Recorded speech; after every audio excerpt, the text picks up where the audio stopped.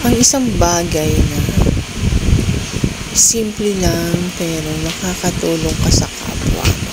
Katulad niyan, ang basag na bote, ibabalot mo na maayos para hindi masusugatan ang ating mga taga-kolektor. Kaya, gumawa ka ng mabuti sa kapwa mo. Hindi yung, alam mo na, gipit na, ginigipit mo pa. Diba?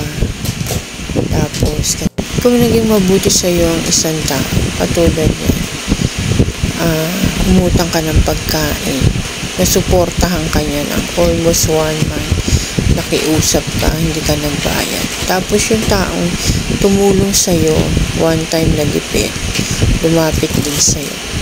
Pero ang isinukli mo ay panggigipit, pangungulit, panggigipit, panlalamang. Yung bagay na isang material na nakuha mo, sa maling pamamaraan mo nakuha, sa panggigipit. Hindi mo inunawa ang sitwasyon, pero inunawa ka niya sa sitwasyon mo ng panahon na umuutang ka ng pagkain na wala kayong pagkain. Almost ilang buwan, inuunawa ka niya.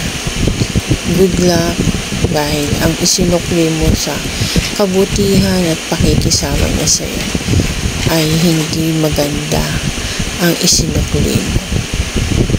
Yan lang, good luck sa iyo.